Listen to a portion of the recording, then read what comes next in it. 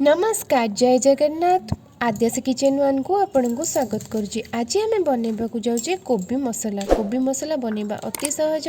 आपण या भात सांगे हो कि रुटी सांगे हो जो भी खाईपर अति सहज उपाय मुझे बनई।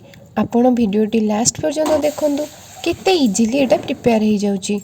मुझे कोबी को छोट छोट पीस करी काटी नहीं गोटे कोबी नहीं कोबी को किसी हलदी दे गरम पानी रे फुटापी मुझे छाड़देली आलू को यही सैज भाव में स्क्वायर पीस रे काटी नहीं किसी तेल नहीं मुझे सीझी कोबी को भाजी नेबी हल्का ब्राउन कलर आसीगले आम कोबी को अलग एक पात्र को काढ़ी नबा एवं सही तेल रे आम आलू को टिके हल्का ब्राउन कलर करी फ्राए करबा।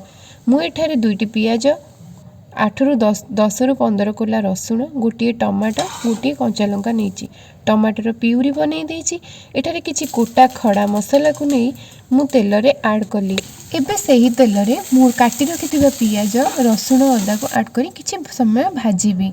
ठंडा होई गले ग्राइंडिंग जार रे यार गोटे फाइन पेस्ट बनेबी। एबे हमर देखंदु मसला रेडी होई सारिछि। एबे मो पैन रे हल्का तेल दे यही मसला को किछि समय मैरिनेट होगा छाड़ी नेबी। मसला आमर जिते भल कषि हे तरकारी टेस्ट से भल आसी था। देखो एठारे मु किछि टमाटो प्यूरी ऐड कली। एबे याको आमे पुणी थरे कषिबा। मसला आमर भल से कषि होई आसुची। एथरे गोटे चम्मच हळदी गुंडा गोटे चम्मच चिकेन मसला गोटे चम्मच लंका गुंडा जहाँकि काश्मीर चिली मु एठारे ऐड करिछि कलर पाई। गोटे चम्मच लुण जहाँकि आप स्वाद अनुसार देपारे किसी कस्तूरी मेथी ऐड कर सीझी रखी समस्त कोबी आलू को पकड़ा। ये देखो कलर केते बढ़िया आसी। आम यहीपर भाव में गोलेबा जमी तलू किसी लगी नजिब। आवश्यक अनुसार पानी दे एक आम कि समय फुटा को छाड़ीदबा। देखो तरकारी मोर भल से हो गला। एबे किसी धनिया पत्र को मुझे ऐड कली।